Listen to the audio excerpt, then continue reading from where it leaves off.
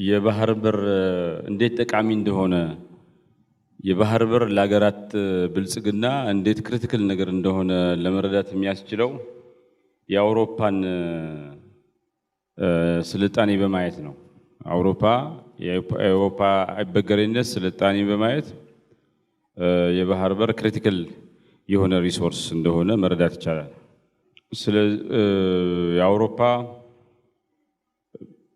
ከሁለተኛው ዓለም ጦርነት ከአንደኛው ዓለም ጦርነት በፍጥነት ያገገመች ኦፍ ኮርስ ተመልሳ ችግር ውስጥ ትገባለች። ግን ሁሉ ጊዜም ዓለምን በቀዳሚነት የምትመራ ለረጅም ጊዜ በአሜሪካ እስክትበለጥ ድረስ ዓለምን ለ500 ዓመት የመራች ኮንቲኔንት እንድትሆን ምክንያቱ አንዱ ሲ ፓወር መሆኗ ነው። እንግዲህ እንግሊዝ የማሪታይም ስትራቴጂ የባህር ላይ ስትራቴጂ የሚባለውን ነገር በቅጡ ፉል ፍሌጅ በሆነ መልኩ የሰራች ዲዛይን ያደረገችና የፈጸመች አገር ነች።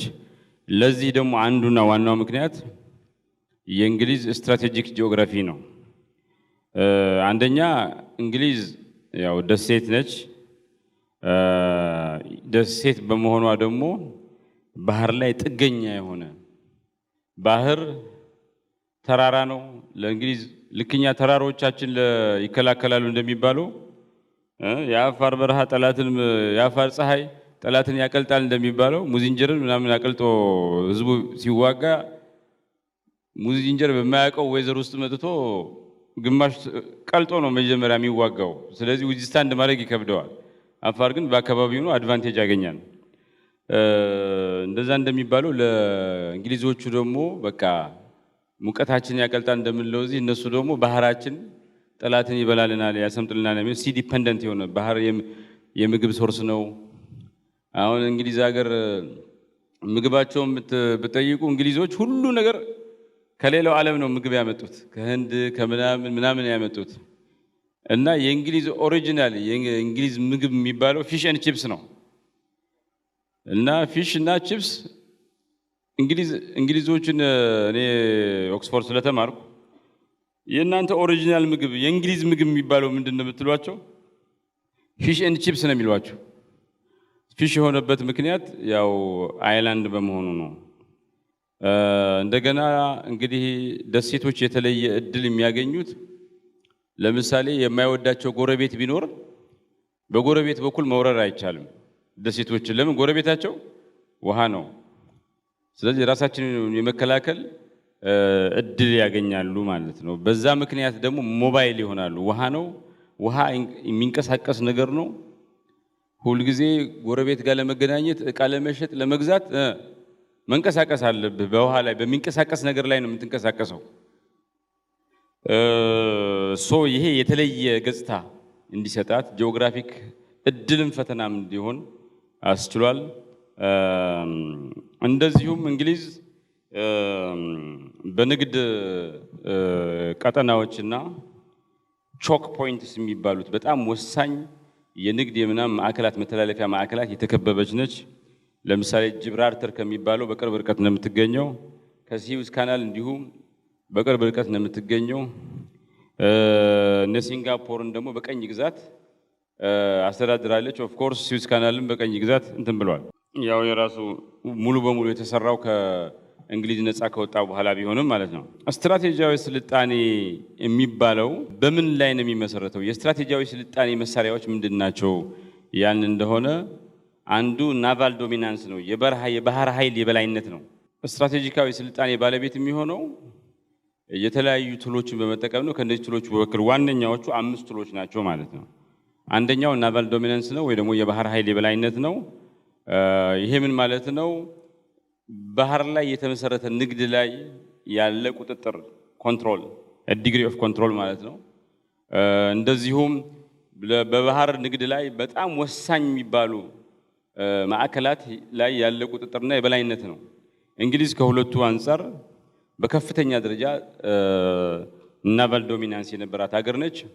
ስፓኒሽ አርማዳ የሚባለው የእንግሊዞቹን ትልቁ የመርከብ ፍሊት አሸንፋ እንትን ያለች ጀርመንንም በሁለተኛው ዓለም ጦርነት የጀርመን ዩቦትስ ባህር ሰርጓጅ መርከቦችንና ባህር ሰርጓጅ እንትኖችንና መርከቦቿን በከፍተኛ ደረጃ ያወደመች በአጠቃላይ እንግሊዞች አሁንም ቢሆን በጣም ከፍተኛ የሆነ ናቫል ዶሚናንስ ያላቸው ሀገሮች እንደሆኑ ሰው ይስማማል፣ ብዙ ሰው ይስማማል። ሁለተኛው ኮሎኒያል ኮሪደር ነው። የንግድ ቀጠናዎች አሉ። በእንግሊዝ ትልቋ ቅኝ ገዢ ኃይል ነው የነበረችው። በዛ አማካኝነት ኮሪደሮች ላይም የንግድ ኮሪደሮችም ላይ ከፍተኛ የሆነ ቁጥጥርና የበላይነት ነበራት። በባቡር በወደብ እና ሌሎች የአስተዳደራዊ መሳሪያዎች አማካኝነት እንግሊዝ ሰፊ የሆነ ግዛትን ተቆጣጠር ነበር ማለት ነው። ሶስተኛው ናሬቲቭ ነው፣ ትርክት ነው።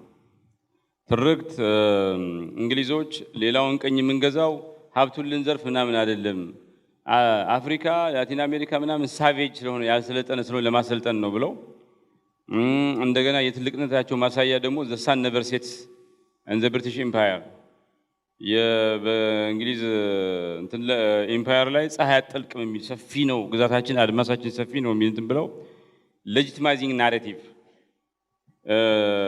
ሀብቱን ምንም ለመበዝበር የሚያደርጉትን የቀኝ ግዛት ስራ ሜካፕ ቀብተው ቆንጆ ለማድረግ ለሰብአዊነት ሲባል ለሌላው ሲባል ለሚዘረፈው ሰው ሲባል የሚደረግ ዘመቻ እንደሆነ የማያሳፍር የተቀደሰ ተግባር እንደሆነ አድርገው ለማቅረብ ይሞክራሉ። ይህም በከፍተኛ ደረጃ አሳሳች ፓወር እንዲኖራቸው አስችሏቸዋል። አራተኛው ተቋማዊ ኃይል ነው።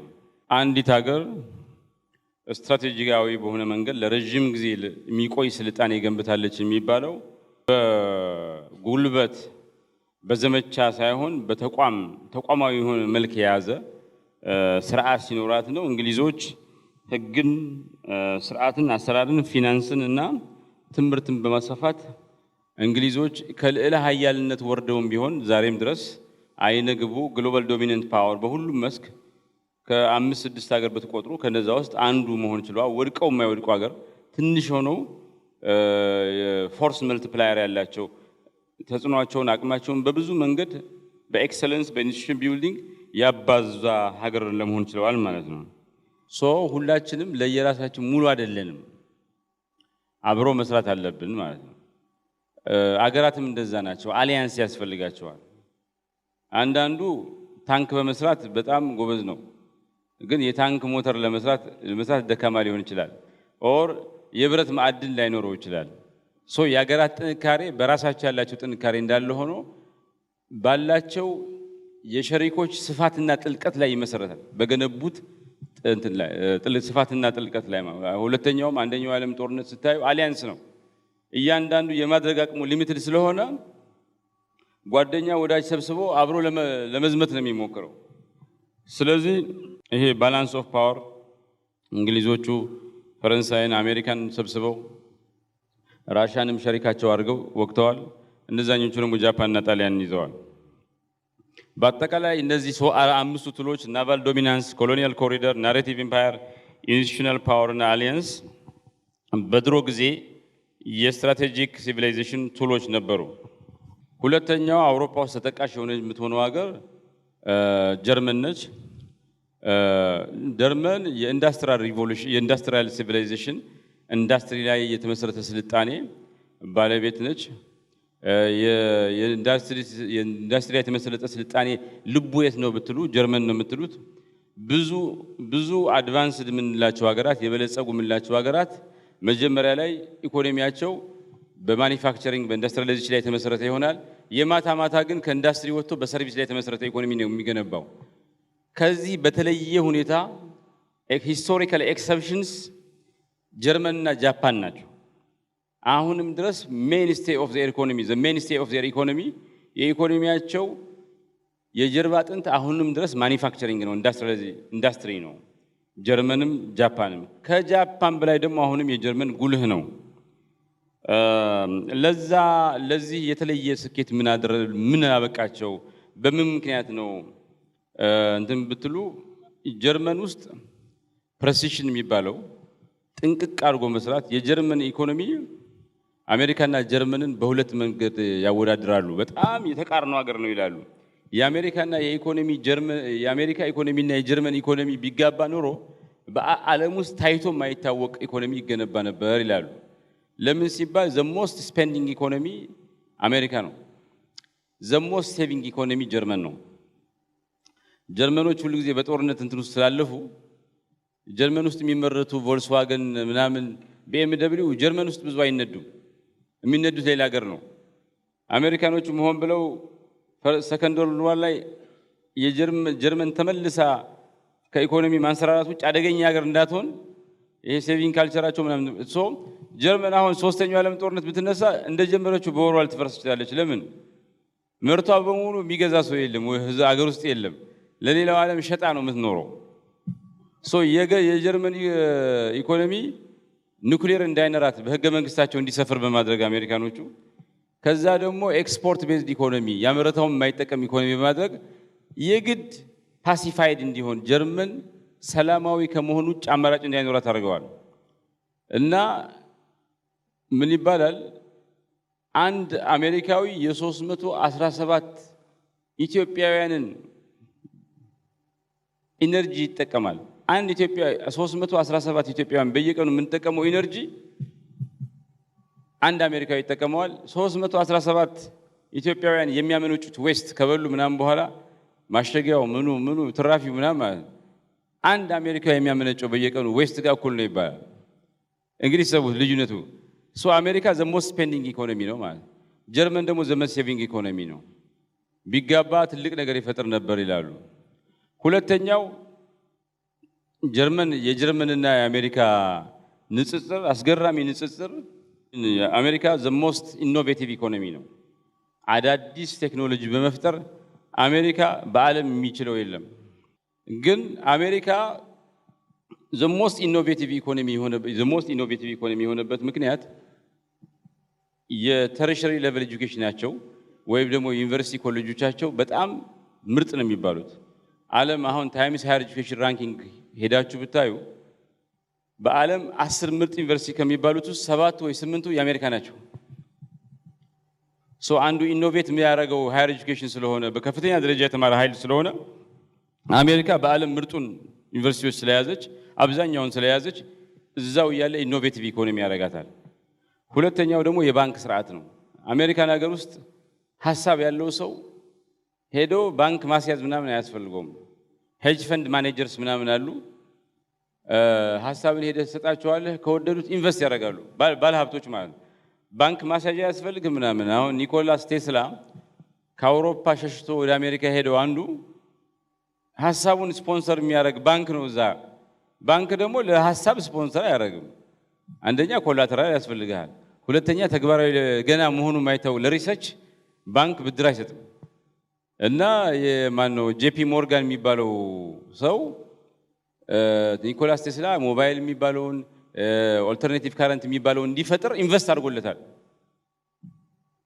አሜሪካ ሁሉ ጊዜ ሐሳብ ያላቸው ሀገራቸው ላይ እድል ያጡ ሰዎች ይሄዳሉ። ለምን? የባለ ሀብቶች ያተርፈኛል ያዋጣኛል ብለው ለ30 ዓመት ኢንቨስት ሊያደርጉ ይችላል። ከ30 ዓመት በኋላ ለሚገኝ ትርፍ ማለት ነው። ሌላ ሀገር የተለመደ አይደለም። የአሜሪካ የፋይናንስ ስርዓትና የተርሸሪ ሌቨል ኤጁኬሽን አሜሪካ በተለየ ሁኔታ ዓለምን በጣም በረጅም ርቀት የሌሎች ሀገራትን በኢኖቬሽን የምትመራ ሀገር ሆኖ አድርጓታል። በሌላ በኩል ግን አሜሪካ የፕሮዳክሽን ዲሲፕሊን በጣም ይጎልበት ሀገር ነው። ሃይ ስኩላቸው የሞተ ነው። ከጥቂት የግል እና የካቶሊክ ትምህርት ቤት ሃይ ስኩሎች ውጭ የመንግስት ሃይ ስኩል አሳፋሪ ነው። የአሜሪካን ሀገር 10ኛ ክፍል ተማሪ ከህንድ 5ኛ ክፍል ተማሪ ጋር እኩል ነው ይባላል። የመንግስት ትምህርት ቤት በዛ ልክ የወደቀ ነው። የማኒፋክቸሪንግ የፋብሪካ ላይ ተቀጥሮ የሚሰሩ ሰዎች ደግሞ ብዙዎቹ ሃይ ስኩል ላይ ያቋረጡ ቲቪት የተማሩ ሰዎች ናቸው። አሜሪካ ዜሮ ነው። ኢኖቬቲቭ ነው ግን ፕሮዳክሽን ዲሲፕሊን የለውም። ቢኮዝ ኦፍ የሃይ ስኩል ትምህርታቸው የቲቪት ትምህርታቸው ዝቅተኝነት ማለት ነው። ወደ ጀርመን ብትሄዱ ደግሞ ጀርመን ኢኖቬቲቭ ኢኮኖሚ አይደለም። የዛሬ 200 ዓመት የነበረ ነገር ትንሽ ያሻሽለው ነው አሁን የሚጠቀሙበት። እና የጀርመን ዩኒቨርሲቲዎች ያዋቸው ከ1 እስከ 30 ብትሄዱ የዓለም ታይምስ ሃየር ኤጁኬሽን ከ1 እስከ 30 ውስጥ የጀርመን ዩኒቨርሲቲ አንድ ማታገኙ። የባንክ ስርዓታቸው ኮላተራል ነው። ሄጅ ፈንድ ማኔጀርስ ምናምን የሚባል ነገር የለም። ሰው አዲስ ነገር መስራት ከፈለክ ሄደ ባንክ እንትን ብለህ ነው እና የጀርመን የባንክ ስርዓትም ሆነ የትምህርት የዩኒቨርሲቲና የኮሌጆች ጥራት ኢኖቬቲቭ እንዳይሆን አድርጎታል። በሌላ መልኩ ግን ዘሞ ፕሬሲሽን ላይ የተመሰረተ በጣም ጥንቅቅ ያለ ፕሮዳክሽን አንደኛ ናቸው። የሃይ ስኩል ጥራታቸው ኃይለኛ ነው፣ ትምህርታቸው ኃይለኛ ነው። ሶ ጀርመንና አሜሪካ የንጽጽር ሀገር ነው፣ በጣም ይለያይ ሀገር ነው። ጀርመን እንደሚታወቀው የአውሮፓ ማዕከላዊ ሀገር ነው። በዛ ምክንያት ላንድ ሎክድ ነው። ግን ላንድ ሎክድ መሆኑ ተጋላጭ ያደርገዋል። ግን አውሮፓ ውስጥ ሩል ኦፍ ዘ ጌም የተሰመረበት ሀገር ስለሆነ ስታብሊሽድ የሆነበት ሀገር ስለሆነ ኮኔክትድ ነው፣ የተገናኘ ሀገር ነው። እንደኛ አይነት ችግር ሊያጋጥመው አይችልም። በዛ ላይ እንግዲህ ጀርመን በአንድ ወቅት ፍሎረንስ እና ቬኒስ ለሀያል ነበሩ አውሮፓ ውስጥ። ከዛ ዳች ሆነች፣ ከዛ እንግሊዝ ሆነች፣ ፈረንሳይ ተፎካካሪነት ሌላ አውሮፓ ምስራቅ አውሮፓ ውስጥ ያለ ሀገር ነው፣ መሀል ነው። ምስራቅ አውሮፓ ደግሞ 2-3 ሀገራት በየተራ ለሀያል የሆኑበት አካባቢ ነው። ጀርመን ሌት ካመር ነው፣ ዘግይቶ የመጣ ሀገር ነው። ራሱን ለመከላከል ካቻፕ ለማድረግ የግድ መስራት ነበረበት። ካልሆነ ህልውና አደጋ ነው፣ ጥቅሙን ማስከበር አይችልም ማለት ነው። ለጀርመኖች በዛ ምክንያት ነው ጀርመኖች መዋጋት፣ ዲፕሎማሲ ስራ መስራት ኢንሴንሻል ነው ፎር ዘም ቱ ሰርቫይቭ አዝ ኔሽን ማለት ነው። ጀርመን ጥቅም ላይ ያዋለችው የስትራቴጂያዊ ስልጣኔ ለመጎናጸፍ ጥቅም ላይ ያዋለችው መሳሪያዎች ኢንዱስትሪያል ፕሬሲሽን፣ የክፍለ ዓለማዊ ኢንተግሬሽን፣ ይሄ ኮንቲኔንታል ኢንተግሬሽን የሚባለው ዱዋል ስቴት አይደንቲቲ፣ ይሄ ከምስራቁና ከምዕራቡ ጋር አውሮፓ ህብረትን መምራት እና የትምህርት ጥራትን በተለይ ደግሞ የቲቬት እና የሃይ ስኩል ትምህርትን በጣም ከፍተኛ ጥራት እንዲኖረው ማድረግና ማኒፋክቸሪንግ የጀርመን ስልጣኔ ስትራቴጂያዊ ስልጣኔ ሆኖ እንዲቀጥል ጥቅም ላይ ያዋለቻቸው መሳሪያዎች ናቸው። በአጠቃላይ ከጀርመንና ከእንግሊዝ ምንድነው የምንማረው ያልን እንደሆነ ለምሳሌ ከጂኦግራፊ አንፃር እንግሊዝ ማሪታይም አድቫንቴጅ ነበራት፣ ከፍተኛ ደረጃ ማሪታይም አድቫንቴጅ ነበራት። ጀርመን ደግሞ ተጋላጭነት ነበራት፣ መሀል ላይ አውሮፓ መሀል ላይ ስለሆነች ማለት ነው። አፍሪካ ከዚህ አንፃር እንየው ብንል ሁለቱም አላት፣ ማሪታይም አድቫንቴጅም አላት፣ ተጋላጭነትም አላት። ግን አንደር ዩቲላይዝድ ነው። የማሪታይም አድቫንቴጇን እድሏን ብልጫዋን ጥቅም ላይ ያላዋለችው ማለት ነው። ከስትራቴጂያዊ ውድቀት አንፃር ብናየው፣ ከስትራቴጂ ኮላፕስ አንፃር ብናየው እንግሊዝ እንደዚህ አይነት ችግር ያመጣባት የቀኝ ግዛት መፍረስ ነው፣ ጸረ ቀኝ ግዛት ትግል ነው። ጀርመን ደግሞ ሁለቱ የዓለም ጦርነቶች ናቸው። ሁለቱም ዓለም ጦርነቶች ስለተሸነፈች በሁለቱም የዓለም ጦርነት በየተሸነፈበት ሁሉ ከፍተኛ ኪሳራ፣ ስትራቴጂያዊ የሆነ ኪሳራ እንዲደርስባት አድርጓል። አፍሪካ ደግሞ ጉዳት ያደረሰባት ያከሰራት ስትራቴጂያዊ ጉዳት ያደረሰባት የባሪያ ንግድ፣ ቅኝ ግዛትና ጥገኝነት የሚባለው አስተሳሰብ ነው ማለት ነው። ከትርክት ስትራቴጂ አንፃር ብናየው እንግሊዝ ሌጂቲማይዝ ያደረጋት የትርክት ስትራቴጂ በቃ በኢምፔሪያል ሚት የሚባለው ዘ ሳን ኔቨር ሴትስ ኢን ዘ ብሪቲሽ ኢምፓየር፣ በእንግሊዝ ቅኝ ግዛት በእንግሊዝ ኢምፓየር ውስጥ ፀሐይ አትጠልቅም የሚባለው እና የእንግሊሽ አይደንቲቲ የተለየ ነው፣ አይበገሬ ነው፣ ኢኖቬቲቭ ነው፣ እንግሊዝ ማለት ጥራት ነው ምናምን የሚባለው እንትን ነው። ጀርመኖች ደግሞ በቃ ጀርመን ላንድ ኦፍ አይዲያስ ናት፣ ላንድ ኦፍ ኢኖቬሽን ናት። ባይ ዘ ወይ ጀርመን ብዙ የኢኖቬሽን ሀገር አይደለም። ጀርመን የፕሬሲሽን ሀገር ነው እንጂ የኢኖቬሽን ሀገር አይደለም። ኢኖቬሽን ብትሉ አሜሪካ ነው የምትሄዱት። ኦፍ ኮርስ ኦሪጂናል መጀመሪያ ድሮቹ ሀሳቦች አላቸው። ከዛ በኋላ ግን ጀርመኖች ያመጡት አዲስ ነገር ፈልጉና ዋን እንትን ነው። ኢኖቬሽን ስኮር ካርድም አለ ብታዩት አሜሪካ ናቸው አንደኛ፣ ጀርመኖች አይደለም። ግን ጀርመኖች ጀርመን ተብሎ ራሱ ታች ቀስ ብሎ ብራንዲንግ እንትናቸው ላንድ ኦፍ አይዲያስ ነው የሚለው። ራሳቸውን የሀሳብ ሀገር አድርገው ሸጠዋል። ይሄ በከፍተኛ ደረጃ ሰዎች እንትን ያደርጉታል።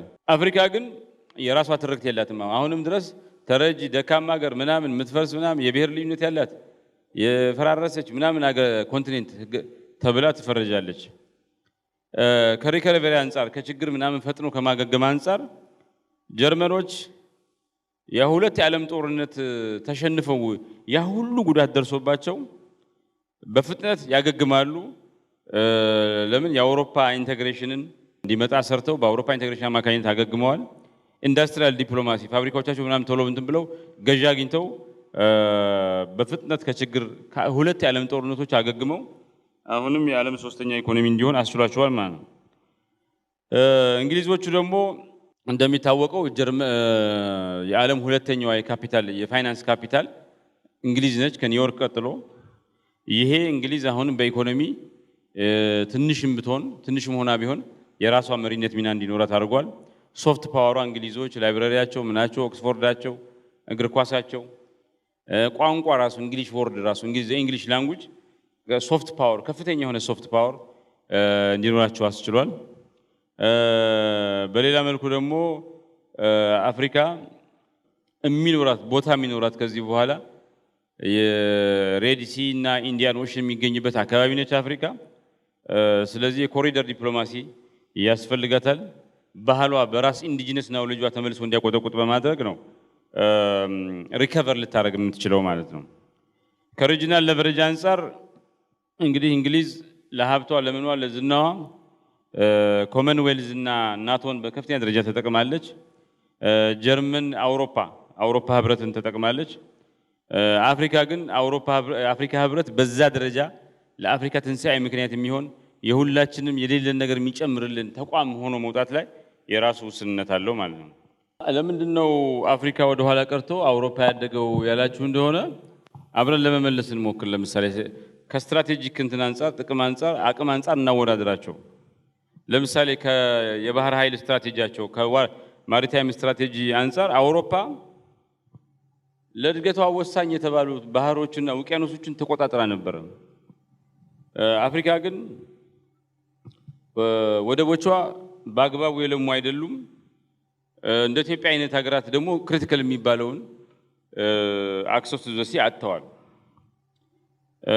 ስትራቴጂያዊ ሽርክና ከመፍጠር አንፃር ብናየው አውሮፓ በራሷም ውስጥ ሆነ ከሷ ውጭ ባሉት ሀገራት ስፔሻሊ ከአሜሪካ ጋር ዘላቂ የሆነ ዱረብል የሆነ በየጊዜው እያደገ የሄደ አጋርነት መፍጠር ችላለች። አፍሪካ አልቻለችም። ተገዥናት፣ ቅኝ ተገዥናት፣ ህዝቦቿ እየታነቁ ተሸጠዋል እና ሪአክቲቭ ነው እንጂ ሆን ብላ እገሌ ያስፈልገኛል አጋሪ መሆን አለበት ብላ ለስትራቴጂያዊ ጥቅሟ የሚያገለግል ኢቮልቭ የሚያደርግና ዱረብል የሆነ ፓርትነርሺፕ መመስረት አልቻለችም። በዛ ምክንያት አፍሪካ ራሷንም ሌላውን ማንቀሳቀሳ ጥቅሟን የማስከበር አቅምና ችሎታ እንዳይኖራት ሆኗል። ከኢንዱስትሪ መሰረት አንፃር ብናየው አውሮፓ የረጅም ጊዜ ኢንዱስትሪያል ፖሊሲ አወጣ አምራች ክፍለ ዓለም መሆን ይችላለች። ሌላው ቢቀር አፍሪካ ውስጥ እንኳን ኢንዱስትሪ ልናስፋፋ ቀርቶ የሚገነቡ መሰረተ ልማቶች እንኳን የረጅም ጊዜ አስተያይ አፍሪካን የሚያገናኙ የሚያስተሳስሩ ሳይሆን ሀብቱን ጭነው ወደ አውሮፓ ወደ ቻይና ለመውሰድ የሚያገለግል መሰረተ ልማት ብቻ ነው። ከእውቀት ስርዓት አንፃር ብናየው ዩኒቨርሲቲዎች ላይ ኢንቨስት ታደርጋለች አውሮፓ፣ ጥናት ታደርጋለች፣ ኢንዲጂነስ ነው ልጇን አሳድጋ ዘመናዊ እውቀት አድርገዋለች። አፍሪካ ግን የተማረ ሰው ኃይሏን ታጣለች። ኖውሌጅ ሲስተሟም ኢምፖርትድ የሆነ እንጂ አገር በቀል የእውቀት ስርዓት አይደለም። ከትርክት አንፃር ብናየው አውሮፓ ለሌላው ዓለም አሁን ላቲን አሜሪካ አብዛኛው የሚናገርበት ስፔን፣ እነ ብራዚል የሚጠቀሙበት ፖርቹጊዝ፣ አብዛኛው ዓለም የሚጠቀምበት እንግሊዝኛ ምናምን በሙሉ የአውሮፓ ቋንቋ ነው። አውሮፓ ቋንቋውን ኤክስፖርት አድርጋ ታሪኳን ኤክስፖርት አድርጋ የዓለም ሂስትሪ በሙሉ ብታዩት ባያዝድ ነው። የመጀመሪያው ሞደርን አኮሚሌሽን ኦፍ ካፒታል የተጀመረ ስትሉ ኢንዱስትሪያል ሪቮሉሽን ይላል። ግን ውሸት ነው። ኢንዱስትሪያል ሪቮሉሽን እየተካሄደ ያለ ኢንዱስትሪየስ ሪቮሉሽን የሚባል ፓራሌል የሆነ ዘመናዊ የካፒታሊስት አኮሚሌሽን ስርዓት ቻይና ውስጥ ነበረ። የምናውቀው ግን የምተማርነው ምናምን ታሪክ ዩሮሴንትሪክ ሆኖ ስለወጣ የእንግሊዞችን ነው። የመጀመሪያው ዘመናዊ መንግስት የት መጣ ስንል ሜሶፖታሚያ ይላሉ፣ ለአውሮፓ ቅርብ ስለሆነ። የመጀመሪያው ዘመናዊ መንግስት የመጣው የተመሰረተው የዛሬ 10 ሺህ ዓመት ቻይና ነው። ታሪክን ለነሱ በሚያመነችው መልኩ ቀርጸውት የሶፍት ፓወር ምንጭ በሁሉ ነገር አውሮፓ አንደኛ የሁሉ ነገር መስራች አውሮፓ እንድንል አድርገውናል። ማንነታቸውም እንደዛ አውሮፓዊነት እና አታቱርክ ግብጽ ዩሮፒያናት ብለው የትምህርት ቤት ሰልፍ እንኳን በጭንቅላት ሳይዝ እንዲሆን አድርገዋል። አውሮፓውያን እነ ሴኔጋል ምናምን ፈረንሳይኛ መናገር ነጭ የሆንክ እንዲመስል አንዳንዱ ፊቱን ገልብጦ ነጭ ለማስመሰል አጠቃላይ አውሮፓዊነት ሁሉም ሰው ራሱ ማንነቱን እየጠላ አውሮፓዊ ለመሆን የሚሞክር ቢያንስ ደግሞ ራሱን የሚጠላ የማይቻል እነሱ እንደዛ ነው የሆነው። ይሄ የሶፍት ፓወራቸው የናሬቲቭ አቅማቸው ደረጃ ያሳያል። አፍሪካ ግን አሁንም በውጭ ሚዲያ በውጭ መለኪያ የምትለካ ሌሎቹ በሰሩላት ካርታ የምትመራ ክፍለ ዓለም ነች። በአውሮፓና በአፍሪካ መካከል ያለው ልዩነት በመሰረቱ የእድገት የምናምን ልዩነት እዚህ ላይ የተመሰረተ ነው ማለት ነው። እዚህ ላይ ለኢትዮጵያ ለአፍሪካ ለኢትዮጵያና ለአፋር ትምህርት የሚሆነው ነገር ምንድነው የምንወስደው? እንግሊዝ ጂኦግራፊን ወደ ኢምፓየር ቀየረች። ኢትዮጵያና አፋር ደግሞ ቀይ ባህርን የስልጣኔያቸው መነሻ ትላንት የነበረ ታላቅና ገናና ዘመናቸው ማስመለሻ ማድረግ ይችላሉ። ጀርመን ከውድቀቷ ከፍርስራሿ አንድነቷን ትልቅነቷን ከትባለች። አፍሪካ ኢትዮጵያ አፋር ደግሞ ከድክመታችን ከንትናችን ወደ ፌደሬትድ ግሮዝ ማንነታችንን የሚያከብር እኩልነትን የሚያመጣ ፌዴሬሽን ላይ የተመሰረተ አንድነት በመገንባት ወደ እድገት ትራጀክተሪ ውስጥ መግባት እንችላለን። በአጠቃላይ አውሮፓ እንግሊዝም ጀርመንም ስትራቴጂን የሆነ አንድ ነገርን ለማስጠበቅ ኃይልን ለማስጠበቅ ሳይሆን ስልጣኔያዊ አሻራን ለማስጠበቅ ተጠቅመውበታል። አፍሪካ ቀንድ ኢትዮጵያና አፋርም እንደዚሁ የሚቀጥለው ትውልድ የሚወርሰው ስልጣኔ እንዲሆን ይሄ ትውልድ የሚታወሰው ለሚቀጥለው ትውልድ ባስተላለፈውና ባስረከበው የስልጣኔ ጥልቀትና አሻራ እንዲሆን ማድረግ ይቻላል ማለት ነው። ሌላው በጣም ጠቃሚ ነገር ማን በለጸገ ወደ ኋላ ቀረ እንዴት ሊሆን ይችላል የሚለው ነገር ለመረዳት በጣም ጠቃሚው ነገር ኤዥያን ማየት ነው። ኤሲያን ሳውዝ ኤዥያ የሚባለው ህንድ፣ ፓኪስታን እና የሚገኙበት አካባቢና ኢስት ኤዥያ የሚባለው ቻይና፣ ጃፓን እና የሚኖሩበት አካባቢ ከፈለጋችሁ ደግሞ ኢስት ኤዥያም ለሁለት መክፈል ይቻላል። ኖርዝ ኢስት ኤዥያ እና ሳውዝ ኢስት ኤዥያ ይሉታል። ኖርዝ ኢስት ኤዥያ ማለት ጃፓን፣ ኮሪያ፣ ታይዋን እና ግማሹ ቻይና ማለት ነው። ሳውዝ ኢስት ኤዥያ እነ ታይላንድ ምናምን ማለት ነው። እነዚህ ሁለቱ ቀጠናዎች አጠቃላይ ሳውዝ ኤዥያ እና ኢስት ኤዥያ በከፍተኛ ልዩነት ያላቸው አካባቢ ናቸው። ለምሳሌ ኢስት ኤዥያ የሚባለው አካባቢ ቻይና፣ ጃፓን፣ ኮሪያ፣ ታይዋን ምናምን ያሉበት አካባቢ ነው። ሳውዝ ኤዥያ ደግሞ ህንድ፣ ፓኪስታን፣ ባንግላዴሽ፣ ታይላንድ ያሉበት አካባቢ ነው። ከማሪታይም አክሰስ አንጻር ለባህር በር ያላቸው ተደራሽነት አንጻር ብናይ ኢስት ኤዥያ የሚባለው ምስራቅ ኤዥያ ጠንካራ የሆነ የባህር አለው አክሰስ አለው። የባህር አክሰሱን ተጠቅሞ ደግሞ ለእድገት አውሎታል። ሳውዝ ኤዥያ ግን ብናየው የባህር አክሰሳቸው አንደር ዩቲላይዝድ ነው፣ ጥቅም ላይ አልዋለም። ህንድ ለምሳሌ ማላካ ስትሪት የሚባለው የቻይና 85% ወጪና ገቢ ንግድ የሚተላለፍበት ቦታ ዘናራውስት ኮሪደር ህንድ ውስጥ ነው ያለው። ግን ያን ያክል አልተጠቀመችበትም። ህንድ ከቻይና ይልቅ በጣም ስትራቴጂክ ሀገር ናት። ህንድ በአውሮፓ በመካከለኛው ምስራቅ መካከል ነው ያለችው። በዛ ላይ ቻይና ላይ የምትደርሱት በህንድ አልፋችሁ ነው። ግን የጥጓ ሀገር የዳር ሀገሯ ቻይና ዝም ብላችሁ ከጂኦግራፊ አንፃር ብታዩት እንደዚህ ስትበለጽግ ህንድ አሁን ነው ገና የተነሳችው። ባንግላዴሽ ምናምን የሚባሉት ይሄ ሳውዝ ኢስት ኤዥያ የሚባለው አካባቢ በሙሉ ቻይና፣ ጃፓን፣ ኮሪያ፣ ታይዋን ያደጉ ናቸው። እዚህ ግን ህንድ እንኳን አሁን የተሻለች ነው። ፓኪስታን ነች፣ ባንግላዴሽ ነች፣ ታይላንድ እንዲያውም ትሻላለች ከሁለቱ። ከኢንዱስትሪያላይዜሽን አንፃር ቀድማ ጃፓን ለምሳሌ በ1868 ሜንጂ ሬስቶሬሽን በሚባለው ጊዜ ነው የጀመረችው። ፎከስድ የሆነ አላት። ከጃፓን ኮሪያና ታይዋን እያለ ከኮሪያና ታይዋን ቻይና እያለ ቀጥለዋል። የነዚህ ኢንዱስትሪያላይዜሽን የደቡብ ኤሽያ ኢንዱስትሪያላይዜሽን ግን ቀሰስተኛ ደካማና ያልተመጣጠነ ነው። ይህን ይሻላል የሌላው ነው። ስትራቴጂያዊ ትብብር ከማራገጥ አንፃር ብናየው ከፍተኛ ደረጃ የደረሰ ምስራቅ ኤሲያ ከፍተኛ ደረጃ የደረሰ ትብብር አላቸው። ደቡብ ኤሲያ ግን ዝቅተኛ ነው። በአብዛኛው የተሻለ በተባለበት አካባቢ መካከለኛ ነው። በዓለም አቀፍ ደረጃ ያላቸው ተሰሚነት ምናምን ብናይ ምስራቅ ኤዥያ ጠንካራ የሆነ ሪጂናል ብሎክ አለው። የዓለምን ሳፕላይ ቼይን ይቆጣጠራል። ደቡብ ኤሲያ ግን ሪአክቲቭ ነው፣ በዛ ላይ የተበታተነ ነው። ስለዚህ ምንድነው ሁለቱ ኤሽያዎች በዚህ ደረጃ እንዲለያዩ ያደረጋቸው ነገር ምን ቢገኝ ነው?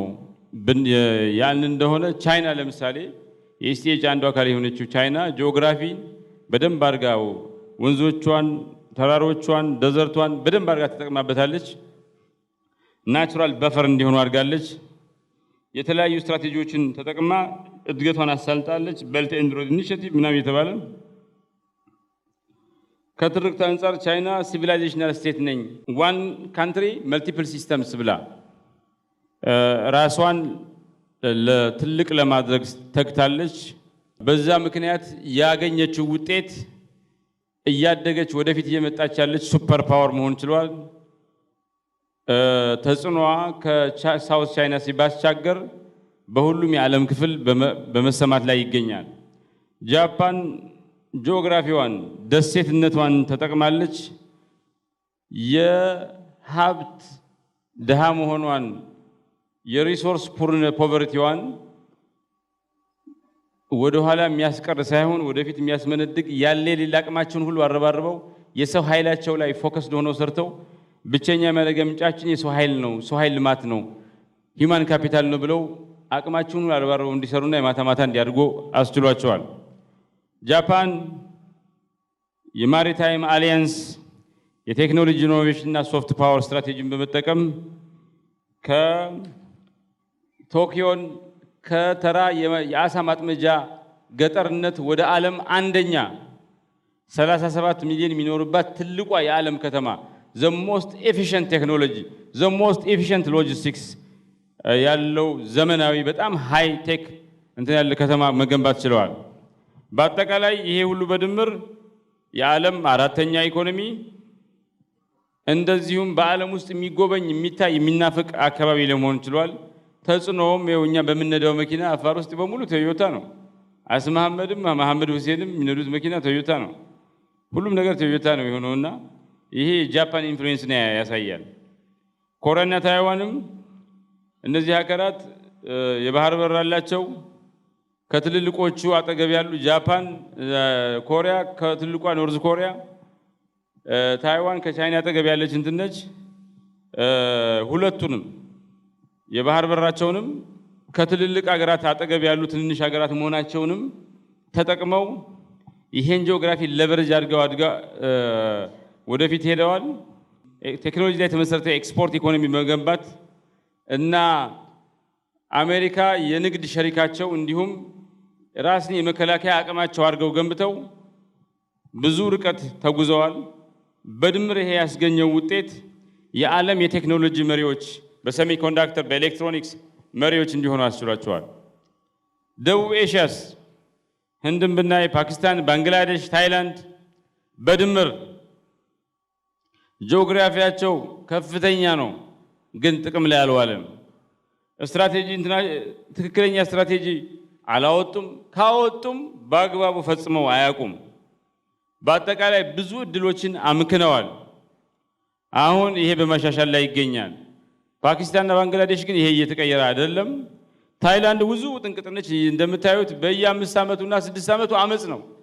3 ዓመት 4 ዓመት የታይላንድ መንግስት መረጋጋት አይችልም። 2 ዓመት 3 ዓመት ይቆያል። አሁን ሰሞኑን እናመጻለን፣ ከፍተኛ አመጻለ። ዜና ካያችሁ ታይላንድ ሽኒዋትራ ነው ሽዋትራ የሚባል ሲኒዋትራ የሚባል ፕራይም ሚኒስተር ይውረድ ሁሉ ጊዜ አመጽ ነው ታይላንድ እንደ 2 ዓመት እንኳን ተረጋግታ የቆየችበት ጊዜ ያለ አይመስልኝም። በአቀማመጧ በምናምን የምትበልጠው ሳውዝ ኤዥያ ወደ ኋላ ቀርታ በአቀማመጧ በጂኦግራፊዋ ብዙም አድቫንቴጅ የሌላት ኢስት ኤዥያ ወደፊት ለመሄድ ይችላለች። እኔው እስኪ ለምሳሌ ከኮሪደር ዲፕሎማሲ አንፃር ኢስት ኤዥያ BRI ሪጂናል ሰፕላይ ቼን ሃይ ስፒድ ኢንፍራስትራክቸር ተጠቅመዋል። ሳውዝ ኤዥያ ብሎክድ የሆነ ኮሪደር ወይ ደግሞ ዲሌይድ ኮሪደር በጣም አስቸጋሪ ውስጣዊ ፖለቲካ ሁኔታ ያለበት አካባቢ ሆኗል።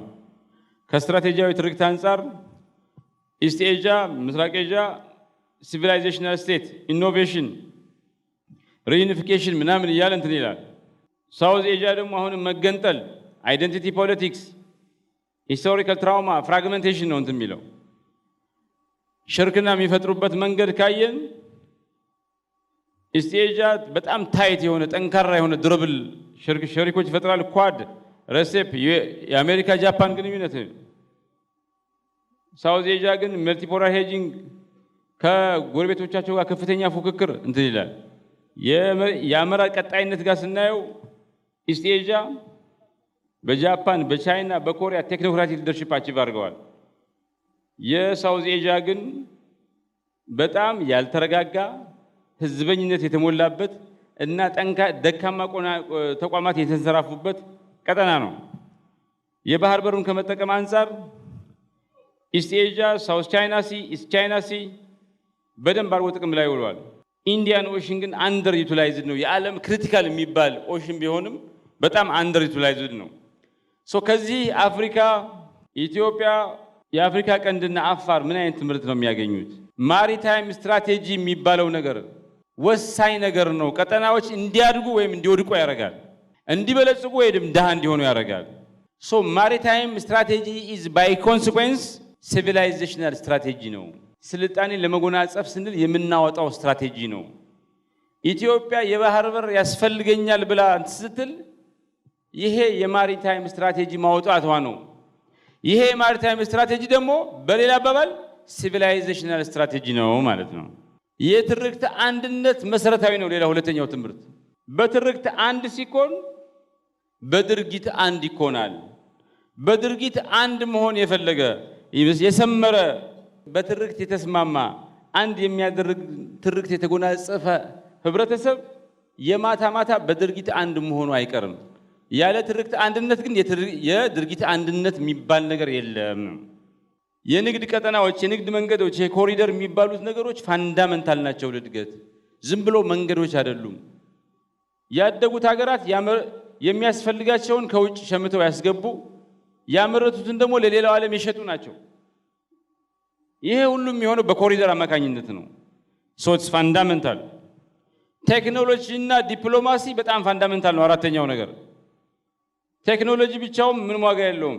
ዲፕሎማሲ ብቻውን ዋጋ የለውም። ቴክኖሎጂ ምርትና ተጽዕኖ፣ ምርትና ምርቱን የሚያሸጥ ዲፕሎማሲ፣ ለምርቱ ግብአት የሚሆን ሮ ማቴሪያል የሚያስገዛ ዲፕሎማሲ ፋንዳመንታል ነው። ሁለቱ ሲደመር ተጽዕኖ ይሆናሉ። ቴክኖሎጂ ብቻውን ዋጋ የለውም። ዲፕሎማሲ ብቻውን ዋጋ የለውም። መገናኘት አለበት ከአክቹዋል እንትን ጋር። ሌላው ስትራቴጂክ ፔሽንስ ያስፈልጋል፣ ትዕግስት ያስፈልጋል። ወደብ ማግኘት ፈልገናል፣ በትዕግስት መስራት አለብን። አንድ ጊዜ ያልሆነም ብለን ተስፋ መቁረጥ የለብንም። ይሄ በጣም ሲሪየስ ነገር ነው። ወደባችንን አሳልፈን ከሰጠን 30 ምናምን ዓመት ነው። ቻይና ሆንግ ኮንግን ስንት ታግሳ ነው የመለሰቻት። አሁን ደግሞ ታይዋንም ታግሳ የማታ ማታ አይናችን እያለች መልሳታለች። ስትራቴጂክ ፔሽንስ ለጥቅምህ ለምትፈልገው ነገር መሳካት ሲባል አንገትን መድፋት ካስፈለገ ማስፈልግ፣ ትዕግስተኛ መሆን ካስፈለገ መሆን ያስፈልጋል። እንደዛ ብቻ ደግሞ ሳይሆን ትብብር ያስፈልጋል። አጋሮች ያስፈልጉናል፣ ወዳጆች ያስፈልጉናል፣ ሸሪኮች ያስፈልጉናል። እኛን የሚረዱ ለኛ ጥቅም መከበር የሚቆሙ እኛ የምንረዳቸው የነሱ ጥቅም መከበር የምንቆምላቸው ህዝቦች፣ አገራት፣ ተቋማት፣ ግለሰቦች፣ ተጽዕኖ ፈጣሪ ግለሰቦች ያስፈልጉናል። ድህነት የምን ውጤት ነው? የብዙ ነገር ውጤት ነው። አሁን እየተወያየንበት ካለው ቶፒክ አንፃር ካየነው ግን ስትራቴጂክ ሚስሪዲንግ ነው። የተሳተ ስትራቴጂያዊ ንባብ ውጤት ነው። የተሳተ ስትራቴጂያዊ አረዳድ ውጤት ነው ይባላል። እና ጂኦግራፊን ማንበብ፣ ጂኦግራፊን መረዳት፣ በሌላ አባባል የጂኦ ስትራቴጂ መሀይምነት ኃይልን አንደርስታንድ የማድረግ ችግር፣ ምን መሆን እንደምትችል የማወቅ ችግር አገራትን ምን ያክል ደረጃ ደካማ እንደሚያደርግ ለማየት የምንሞክረው በዚህ ቶፒክ። ስትራቴጂያዊ ሚስሪዲንግ የተሳሳተ ንባብና አረዳድ ማለት የተሳሳተ ስትራቴጂያዊ ንባብና አረዳድ ማለት ምን ማለት ነው?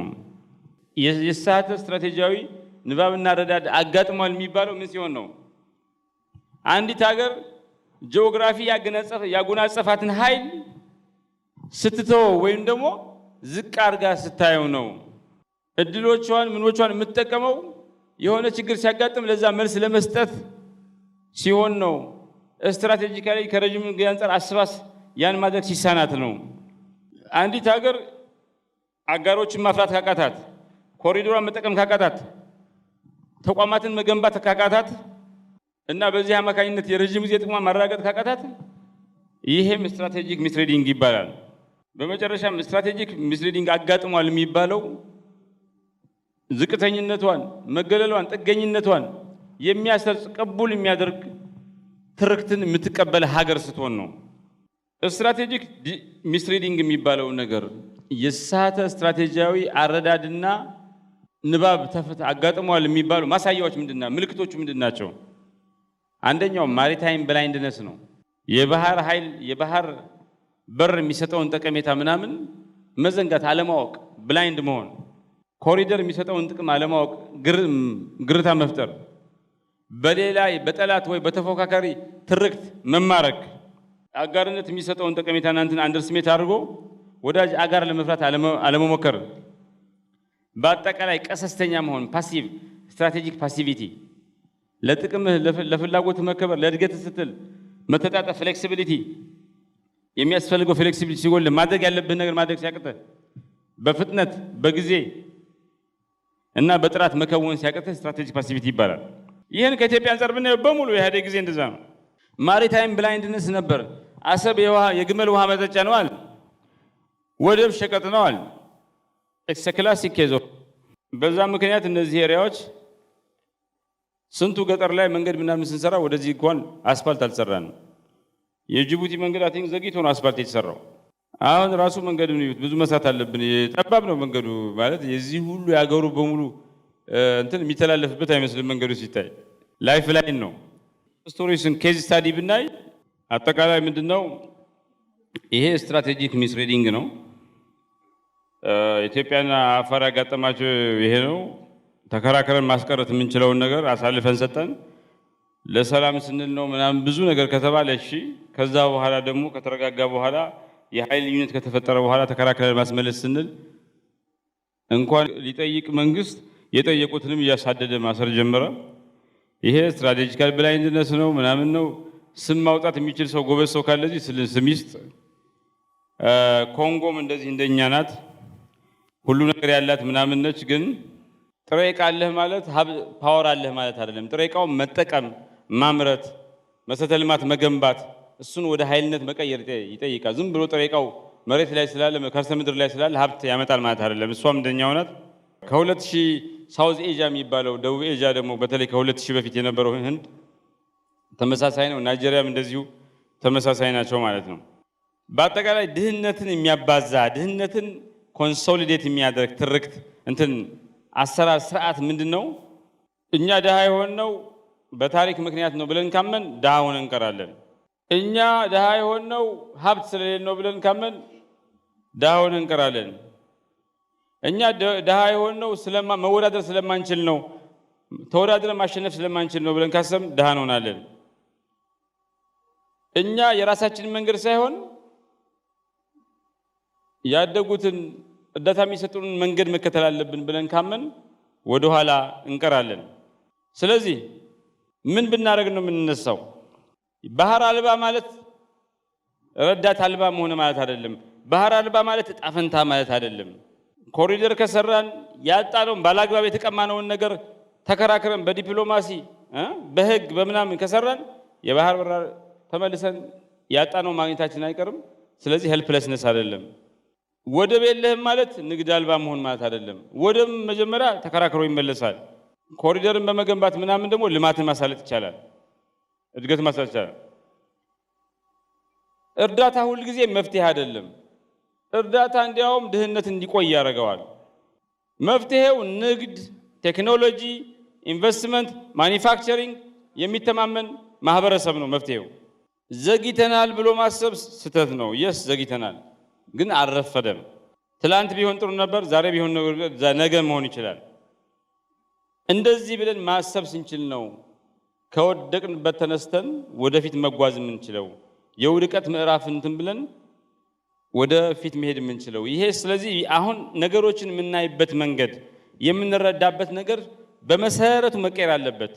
ከሳት አስተሳሰብ ወደ ስትራቴጂክ ሪፍሬም ነገሮችን ገልብጦ ስትራቴጂያዊ በሆነ መልኩ በማየት አስተሳሰብ መተካት አለበት ማለት ነው። ይሄን እንዴት እናስተካክለው? ጂኦ ስትራቴጂክ ክላሪቲ ያስፈልገናል። ግልጽነት ያስፈልገናል። ስልጠና መውሰድ፣ ማወቅ፣ ማንበብ አለብን። የኮሪደር ሎጂካችን ተስተካክሎ አዲስ ሰው አስተሳሰብ ያስፈልገናል። ትርክታችን እንደገና መቀየር አለበት። የወደፊቱ መጻኢውን ጊዜ የምንረዳበትና ለመገመት የምንሞክርበት መንገድ በመሰረቱ መቀየር አለበት። ስልጣኔያችን እንዲነሳ ፈልገናል። ስልጣኔያችን ስንል ቲቤትንም ምናምን ያካታል። ስልጣኔያችን ተመልሶ ይነሳ። ጥያቄው እንዴት አድርገን እናስነሳው ነው። በምን ብሉፕሪንት ተመርተን እናስነሳው? መጀመሪያ ማድረግ ያለብን ስትራቴጂክ ማይንድ፣ ስትራቴጂያዊ አስተሳሰብን መላበስ ነው። በስትራቴጂ የሚያስብ በረጅም ጊዜ ጥቅም አንጻር ከረጅም ጊዜ ጥቅም አንጻር የሚመዝን ነገሮችን አስተሳሰብ ይኖረን ነው። እንዴት እንመለስ? ስትራቴጂያዊ አስተሳሰብ፣ ስትራቴጂያዊ ስነልቦና ምን ማለት ነው? አንደኛ ፎርሳይት ማለት ነው። ለወደፊቱ ምን ይመጣል፣ የዛሬ 2040 ላይ 2080 ላይ 2100 ላይ ምን ይሆናል ብሎ ማሰብና ሳይንቲፊካሊ ይሄን ዘመን መጪውን ዘመን ለመረዳትም የሚመጣውን ነገር ምን ለማወቅና ለመዘጋጀት የሚያስችል አስተሳሰብ መላበስ ነው። ጥቅሙንም ጉዳቱንም ብቻ አይደለም፣ ክራይሱን ብቻ አይደለም። ሁለተኛው ሚሞሪ ነው። ትናንትን በአግባቡ ማወቅ ይጠይቃል። ትናንትን ስናስታውስ ደግሞ ስቃዩ ቁስሉ ላይ ተቸክለን አይደለም፣ እንዳይደገም እንሰራለን። በዋነኛነት ግን ለምን በፊት ተነሳን፣ ለምንድን ነው ያኔ ትልቅ ሲቪላይዜሽን ውስጥ የደረስነው ብለን ለምን እንደደረስን ትምህርቶችን መውሰድ፣ ለምን ወደቅን ደግሞ የወደቅንበትን ትምህርት መውሰድ፣ የወደቅንበት እንዳይደገም የተነሳንበት ምክንያት ደግሞ አሁንም እንዲያስነሳን ማድረግ ያስፈልጋል። ከዛ ዲዛይን ማድረግ ያስፈልጋል። ዲዛይን ማድረግ ምን ማለት ነው? መጪውን ዘመን ሆነ ብሎ ማቀድ፣ ለመጪው ዘመን ማቀድ፣ ለመጪው ዘመን የሚያገለግል መሰረተ ልማት ዛሬ ላይ መስራት፣ ለመጪው ዘመን የሚያስፈልግህን አጋርነት ከማን ጋር ነው የምቆመው ብለህ ዛሬ አስበህ ዛሬ ሰርተኸው አጋር አድርገህ ለነገ እንዲሆን ማድረግ ይጠይቃል። ከዛም ናሬቲቭ ማስትሪ፣ የትርክት የበላይነት መራገጥ፣ ትርክትህን መቆጣጠር፣ አንተ ራስህ ስለ ራስህ የምታስበው ሌሎች ስለ አንተ የሚያስቡትንም ነገር አንተ በከወንከውና ባቀድከው ባበጀኸው መንገድ እንዲሆን ማድረግ ያስፈልጋል።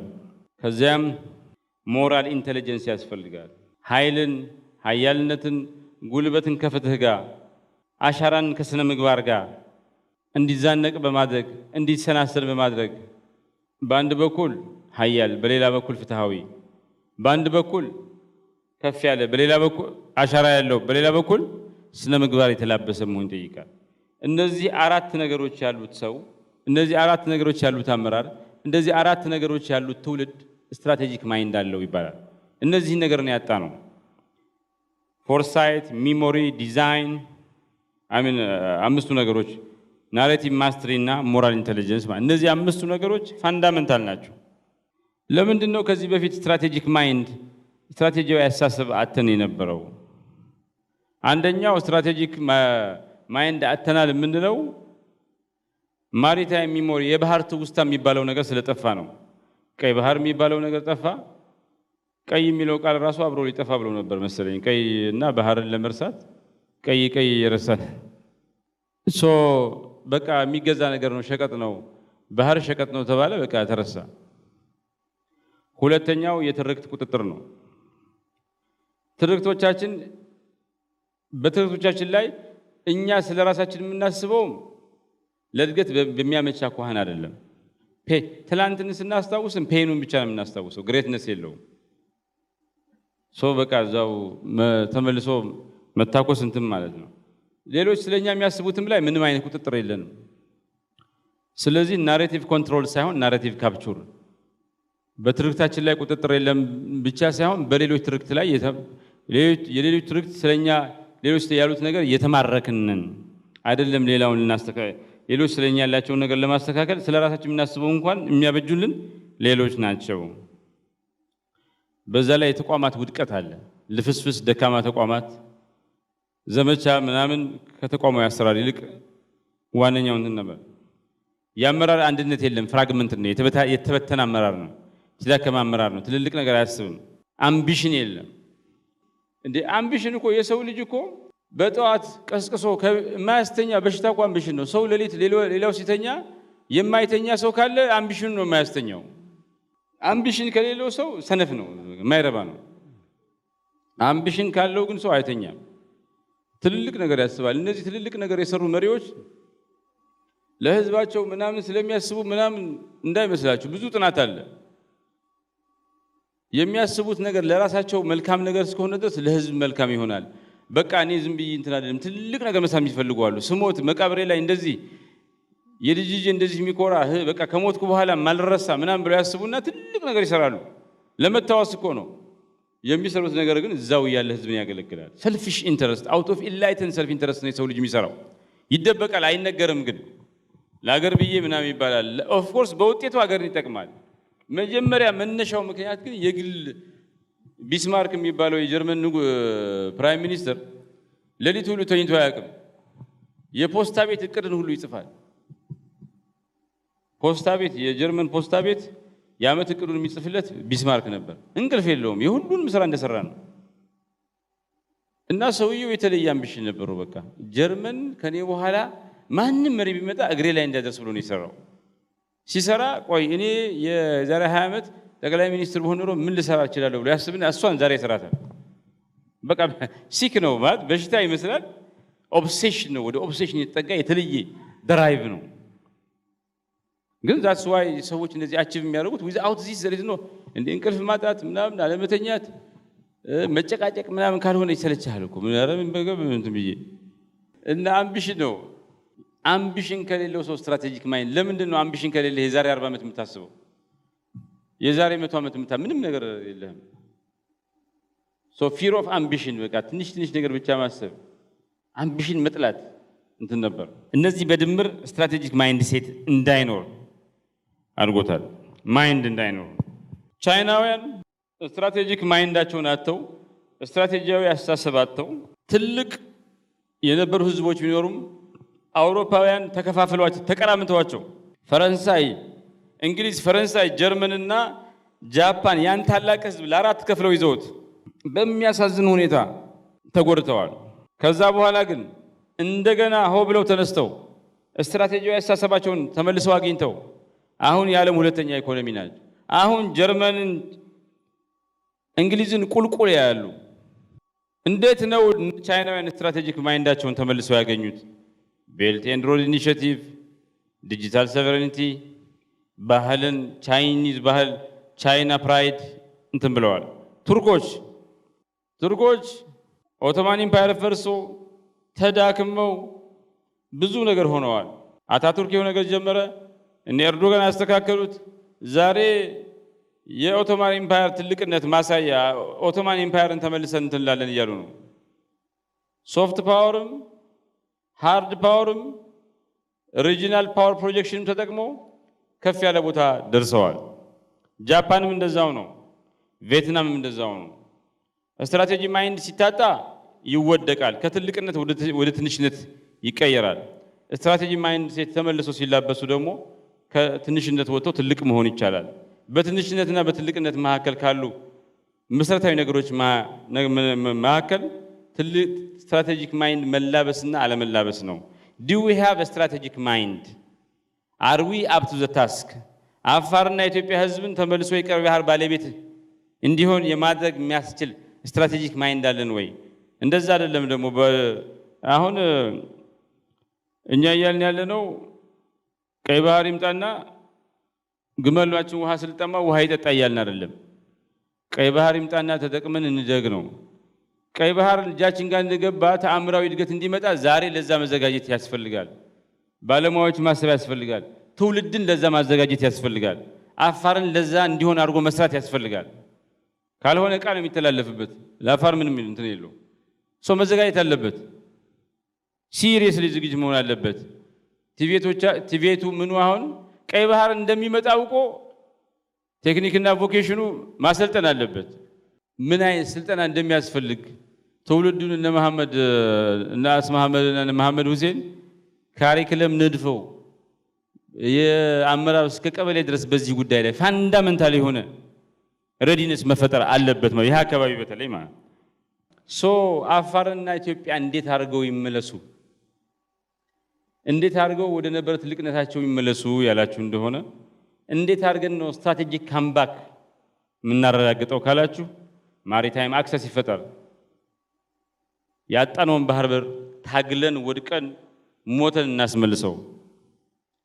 ትርክታችንን ሌሎች በሚያበጁት ራሳችንን ሌሎች በሚያበጁልን ትርክት መነጽር ማየት አቁመን እንደዛ ብቻ ሳይሆን ሌሎች እኛን የሚረዱት የማይሆን ትርክት በእኛ ላይ ባበጁት ሌንስ ሳይሆን በእኛና በትክክለኛው መንገድ እንዲሆን እንስራ።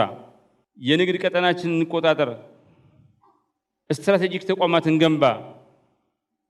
አፍሪካውያን በዚህ ጉዳይ ላይ እንዲሰባሰቡ፣ የአፋር ወዳጆች እንዲሰባሰቡ፣ ከአፋር እስከ ኦማን እያንዳንዱ አፋር የሚመስል ፈልገን ይህን ጉዳይ እንዲረዱ እንዲያግዙን እናርግ። አሊያንስ ይፈጠር። ፓን አፍሪካን አሊያንስ አራውንድ ሬድ ሲ። ተበልሰን ታላቅ ስልጣኔ ማዋለድ ካስፈለገን አንዱ ስትራቴጂክ ማይንድ ያስፈልገናል ብለናል። ሁለተኛው የሚያስፈልገን ስትራቴጂክ ፎርሳይት ነው። ፎርሳይት ማለት የዛሬ 30 ዓመት የዛሬ 40 ዓመት ምን ይሆናል ብሎ በሳይንሳዊ መንገድ አስቀምጦ ለዛ ዛሬ ራስን ማዘጋጀት ጥበብ ነው። የማዘጋጀት ጥበብ ነው። የሀገራችንን የክልላችንን የረጅም ጊዜ እጣ ፈንታን ዛሬ ላይ ገምቶ ሳይሆን ሳይንሳዊ በሆነ መንገድ ለክቶና ገምቶ ከዛ ለዛ ሁኔታ ዛሬ ላይ ማዘጋጀት ነው። ስትራቴጂክ ፎርሳይት ማለት ምን ማለት ነው? the capacity to systematically imagine, assess and influence long term futures before they emerge። ከረጅም ጊዜ በኋላ የሚሆነውን መጻኢ ሁኔታ ዛሬ ላይ በምናብ አይቶ ለክቶ እና ተጽዕኖ ውስጥ አስገብቶ ራስ ስርዓታዊ በሆነ መንገድ ራስን የማዘጋጀት ክህሎት ነው። ግሬትነስ ማለትስ the ethical, strategic and generational fulfillment of a civilized unique promise to the world። so foresight for greatness ካልን strategic foresight for civilization ካልን ግልጽ ነው ማለት ምን እንደሆነ። አፍሪካም ኢትዮጵያም አፋርም የአፍሪካ ቀንድም ስትራቴጂክ ፎርሳይት ያስፈልጋቸዋል። አፍሪካ ውስጥ በከፍተኛ ደረጃ ወጣቶች ቁጥር እየበዛ ነው። ፈረንጆቹ ዴሞግራፊክ ኤክስፕሎዥን ይሉታል። 50% በላይ የሚሆነው ከአፍሪካ ህዝብ መካከል 50% የሚሆነው እድሜው ከ25 ዓመት በታች ነው። በቀይ ባህር በህንድ ውቅያኖስ ላይ ከፍተኛ ሆነ የባህር በርና የኮሪደር ፉክክርና ውድድር አለ። የከባቢ አየር ለውጥ አለ። የውሃ ደህንነት ችግር አለ። ጂኦፖለቲካል ሪፖዚሽኒንግ አለ። ብሪክስ የሚባል ቢአርአይ የሚባል የምዕራቡ ዓለምም ራሱ የራሱ እንትን አለው። በዚያ ላይ የቴክኖሎጂ ዝላይ አለ። ኤአይ፣ ግሪን ኢነርጂ፣ ዲጂታል፣ እነዚህ በሙሉ አይገመቴ ናቸው። እነዚህ በድምር ምን ፈጥረዋል? አንሰርቴኒቲ ፈጥረዋል። ኮንፊውዥን ፈጥረዋል። ይሄን ዘመን ለመረዳት አይደለም ለመዘጋጀት በቅጡ ለመረዳት ፊውቸሪስቶች ያስፈልጉናል። የወደፊቱን ጊዜ ለማወቅ የተዘጋጁ የተማሩ ያጠኑ ያነበቡ ባለሙያዎች ጥልቅ ዕውቀት ያላቸው ሰዎች ከሌሉም በስተቀር ማንም የሰው ልጅ ማንም ሀገር ለዚህ ሁኔታ አልተዘጋጀም። በጣም የተለየ ወቅት ነው። የሰው ልጅ በታሪኩ ሁሉ ካለፈባቸው ወቅቶች እንደዚህ አይነት ፈጣን ሁሉን ባንዴ የሚያዳርስ ለውጥ ገጥሞት አያውቅም። ይሄ ለውጥ ሄዶ ምን እንደሚያመጣ አይታወቅም። ለዚህ ለውጥ ይሄ ለውጥ ምን እንደሚሆን አስቀድመን ጥንቅቅ አድርገን አውቀን ከዚያ በኋላ ራሳችንን አስቀድመን ለነገ የሚመጣው ጎርፍ ዛሬ ላይ መዋኘት ካለመድን ጎርፎ የመጣለታ ቴክኒክና ሙያ አደረጃጀት ዘርፍ ፖለቲካ ዘርፍ ምናምን አያድነንም። የፓርላማ መዶሻ አያድነንም። ስለዚህ ምን መዘጋጀት አለብን። ይሄ ካፓቢሊቲ ፋንዳሜንታል ነው። ፎርሳይት የሚባለው ነገር በሳይንሳዊ በሆነ መንገድ የመገመትና ለዛ ራስን የማዘጋጀት ጥበብ 5 መሰረቶች አሉት። አንደኛው ሚሞሪ ነው፣ ትላንትን በአግባቡ ማስታወስ። ሁለተኛው ራዕይ ነው። ሶስተኛው ሲስተምስ ቲንኪንግ ነው። በትንሹ አንድ ነገር ከቁንጽል አንጻር ሳይሆን አጠቃላይ በሆነው በትልቁ ፒክቸር ዝርዝር በሆነው ስርዓታዊ ትስስርና ቁርኝት አንጻር መረዳት ነው። አራተኛው ሲናሪዮ ፕላኒንግ ነው። ነገ ምን እንደሚሆን አናውቅም። አንድ ነገር አይደለም። ሲንግል ስቶሪ አደገኛ ነው። 5-6 ነገር የመሆን እድሉ ከፍተኛ ነው።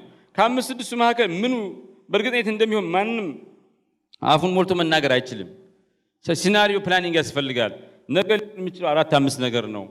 ለዛ 4-5 ነገር መዘጋጀት ማን ምን እንደሚሆን ስለማይታወቅ ማለት ነው። ከዛ ደግሞ ባክካስቲንግ ይሉታል። የዛሬ 50 ዓመት ትልና ለዛሬ 50 ዓመት እቅድ ታወጣለህ። ከዛ በኋላ ከ50 ዓመቱ እየቀዳህ ነው የ5 ዓመት የ3 ዓመት የምትሰራው እንጂ የ5 ዓመት ምናምን እቅድ እየሰራህ ከ2050 ሰራ። መጀመሪያ ዋናውን ነው 50 ዓመት አተያይ ያስፈልገኛል ካልክ የ50 ዓመቱን እቅድ ነው የምትሰራው። 2050 ዓመት ሆኖን ታቅድና ከዛ የመነዘርክ ወደዛ የሚያደርስ ፕላኑ እየሄደ በመድምር 2050 ላይ እዛ ቦታ ላይ የሚያደርስ ነው። ባክካስቲንግ ይባላል። እነዚህ 5ቱ መሰረቶች ፎርሳይትን ለትልቅነት ለገናናነት መጠቀም የሚፈልጉ አገራት መሪዎች የሚያስፈልጋቸው ክህሎት ነው። በአጠቃላይ ዓለም ውስጥ ሜጋ ትሬንዶች አሉ፣ እየሆኑ ያሉ መሰረታዊ የሚባሉ ትልልቅ አዝማሚያዎች አሉ። በጣም ትልልቅ ቋጥኞች የተንቀሳቀሱ ነው። ትልልቅ ቋጥኞቹ ግን ቀስ ብለው ነው የሚንቀሳቀሱት። እነዚህ ሜጋ ትሬንዶች ዓለምን ሁኔታ ይወስናሉ። ግን በእነዚህ ሜጋ ትሬንዶች መካከል ዋይልድ ካርድ አለ። በኖርማሊ ቀስ እያለ የሚመጣ ትልልቅ ለውጥ እንዳለ ሁሉ ያልተጠበቀ ከፍተኛ ተጽዕኖ ሊያሳድር የሚችል ውጤት ሊያመጣ የሚችል ያልታሰበ ነገር ሊያመጣ የሚችል ዲስራፕቲቭ እንትን አለ። አንታይ ስታተስ ኮ አለ። አንታይ ስታተስ ኮ እንትን አለ። ዊ ዶንት ኖ ዛትስ ዋይ ፎርሳይት የሚያስፈልገን ሜጋ ትሬንዱን ለማወቅ ዋና ትልልቁ የቋጥኝ ለውጥን ለማወቅ በዚህ መሃል ደግሞ ዋይልድ ካርድ ካለ ድንገት ደራሽ ጎርፍ ከደረሰብን እሱን የመዘጋጀት ነው። ፎርሳይት ሁለቱንም የማወቅ ነው። ሜጋ ትሬንዱን ብቻ አይደለም፣ ዋይልድ ካርዱን የማወቅ ጥበብ ነው። እስከ 2050 ድረስ 2050 ላይ የሚመጡ ሜጋ ትሬንዶች ምንድነው? አሁን ዝም ብላችሁ በማየት አንደኛው ጂኦፖለቲክስ ነው። ጂኦፖለቲክስ መልቲፖላሪቲ ይኖራል። የልዕለ ኃያልነት ፉክክር 2.0 ግሬት ፓወር ራይቫል 2.0 የሚባለው ቻይና፣ አሜሪካ፣ ህንድ፣ አፍሪካም ደግሞ ትነሳለች። ፉክክር ይመጣል። የከባቢ አየር ለውጥና የውሃ ችግር ይፈጠራል። ቴክኖሎጂ ኤአይ ዶሚኔት ያደርጋል። የተለየ ቴክኖሎጂ ያመጣል። ከዴሞግራፊ አንጻር አፍሪካ ውስጥ ወጣት የበዛበት ፖፑሌሽን ይመጣል። ኢስት ኤዥያ እና ዌስት ምዕራቡ ዓለም ደግሞ ከፍተኛ የሆነ የፖፑሌሽን ክራይሲስ ይደርስባቸዋል። ከኮሪደርና መሰረተ ልማት አንጻር ከመሬት ወደ ማሪታይም ዲጂታል ኮሪደር ይሸጋገራል። ከትርክት አንጻር ትርክትን መቆጣጠር የጦርነት መሳሪያ ይሆናል፣ ዋርፌር ሜካኒዝም ይሆናል። ማሪታይም ፓወር ወሳኙ ኃይል ይሆናል።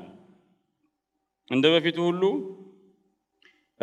ቀይ ባህር፣ ኢንዶ ፓሲፊክ እና አርክቲክ የሚባለው አካባቢ ወሳኝ ሀገራትን ትልቅና ትንሽ ሀብታምና ድሃ ልዕለ ኃያልና ዳር ሀገር የሚያደርግ ወሳኝ ኃይል ይሆናል። ዚስ አር ዘ ሜጋ ትሬንድስ። 2050 ላይ የሚሆነው መሰረታዊ ነገር ምንድነው? ግሎባል ፊውቸር ዞንስ። ለምሳሌ አፍሪካ ምን ይሆናል? ከዓለም ውስጥ ወጣቶች በብዛት የሚገኙበት ክፍለ ዓለም ይሆናል። የተፈጥሮ ሀብት ሱፐር ፓወር ይሆናል። ዲጂታልና ኮሪደር አቅሙ ከፍተኛ ደረጃ ይደርሳል። ኤሲያ የባህር ኃይልነቱ ከፍተኛ ደረጃ ዋና ኃይል ይሆናል። የቴክኖሎጂ የበላይነት ይኖረዋል። እንደዚሁም ስልጣኔያዊ ኢኖቬሽን ይኖረዋል። ቻይና፣ ኢንዲያ፣ ጃፓን እዚህ ላይ ይገዛሉ። ቀይ ባህርና አፍሪካ ቀንድ የዓለም ቾክ ፖይንት ቀጠናዊ ንግድ ከሚካሄድባቸው ወሳኝ ቦታዎች አንዱ ይሆናል እና የኮሪደር ፉክክርና ውድድር ይኖራል። የከባቢ አየር ለውጥ ዲፕሎማሲ ማዕከል ይሆናል። ኢትዮጵያና አፋር ስትራቴጂያዊ ኮሪደር ይሆናል። ግን ባህር አልባ ይሆናል ወይስ ባለ ባህር ይሆናል የሚለውን የኛ ትግል ይወስነዋል። በእርግጠኝነት ያን ይሆናል። ከዛ በፊትም በእኛ ትውልድ እናሳካዋለን። አጠቃላይ ደቡብ የዓለም ክፋይ ይነሳል። የመነሳት ዘመን ይሆናል። ግን የሚነሳው እና ለውጥ የሚያመጣው አንድ ላይ መቆም ከቻለ ስነ ምግባር የተላበሰ ከሆነና ስትራቴጂያዊ በሆነ ሁኔታ የተባበረ እንደሆነ ብቻ ነው። አርክቲክ እና አንታርክቲካ አዳዲሶቹ ማሪታይም ዞንስ ይሆናሉ። አዳዲሶቹ የሀብት ቀጠናዎች ይሆናሉ። የከባቢ አየር ለውጥ የሚታይባቸው አካባቢዎች ይሆናሉ። በአጠቃላይ በ2050 የተለያዩ አማራጮች አሉ። እኛ መሆን የምንችለው አፍሪካም ኢትዮጵያ ምንም አፍሮሴንትሪክ ሬናይሰንስ ሊሆን ይችላል። የጥቁር ህዝቦች መነሳት ዘመን ሊሆን ይችላል። አፍሪካ ወጣቷን አክብራ ለከባቢ አየር ስሱ የሆነ ክላይሜት ዋይዝ የሆነ ኮሪደር ድሪቭን ፊውቸር ይኖራታል። አፍሪካ ጂኦ ቴክኖክራቲክ ኮንትሮል ቁጥጥር ይኖራታል። ኤአይ፣ ዴታ ኮሪደር፣ አንደር ዋተር ኬብልስ እንደ ፖርት ድንበር ምናምን የሚባለውን ተክተው እንትን ይላሉ።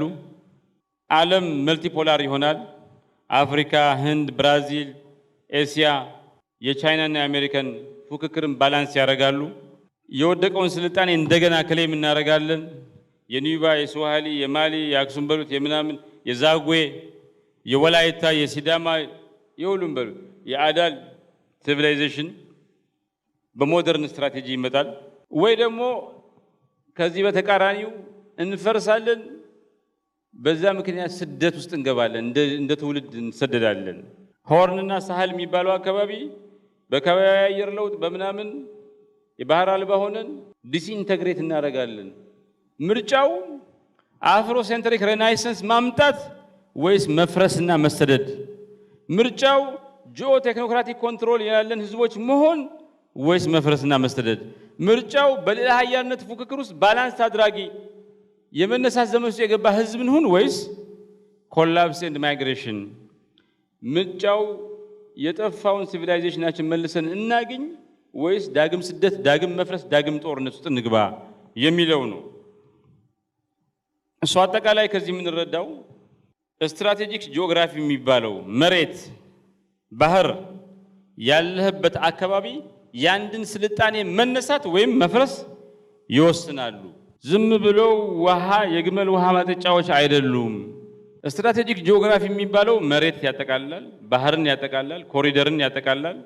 ያለህን ከባቢ ያለህን ጎረቤትህ ምናምን ሽርክናህን ያጠቃልላል። ደግሞ ቶፖግራፊና ተሬን ያጠቃልላል። የተገናኘንህ ወይስ የተነጠልክ ነህ? አይበገሬ ነህ ወይስ ተንቀሳቃሽ ነህ? ይህን በድምር ቶፖግራፊና ተሬን የሚባለው እሱ ነው። ለምሳሌ ከሲቪላይዜሽን አንፃር ግብፅን ብናያት ምንድን ያደረገችው? የናይል ኮሪደርንና ደዘርት ባፈር ዞን ተጠቅማ ነው ግብፅ ለረጅም ጊዜ የተረጋጋና የግብርና ሀብት ያላት ሀገር ሆና ለረጅም ጊዜ ፋሮኒክ ሲቪላይዜሽን ያዋለደችው።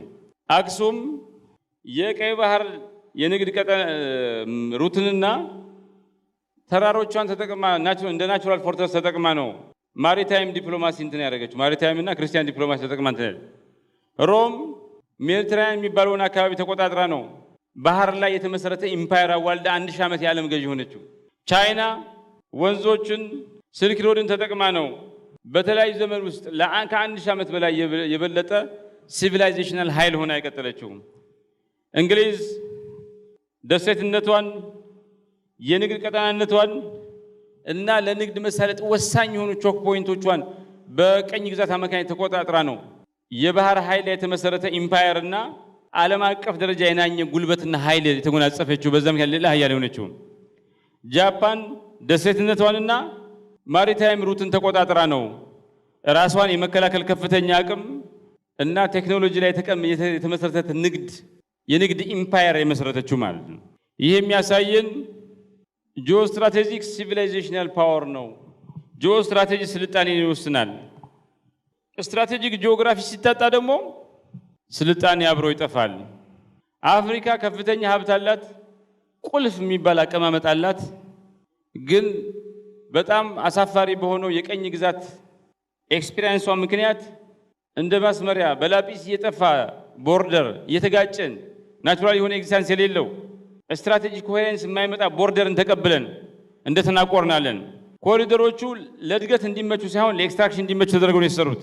የአፍሪካ ምርጥ ወደቦቿና ቾክ ፖይንቶቿ ወይ ውጭ ኃይሎች በሊዝ ወይ ደግሞ በወታደራዊ ኃይል ይዘውታል። እንደ ኢትዮጵያ አይነቱ አሳዛኝ ሀገር ደግሞ ቀይ ባህርን አጥተዋል። ስለሆነም አፍሪካ ሁል ጊዜ በድህነት በአንደር ዴቨሎፕመንት እንድትዳክር ሆነዋል።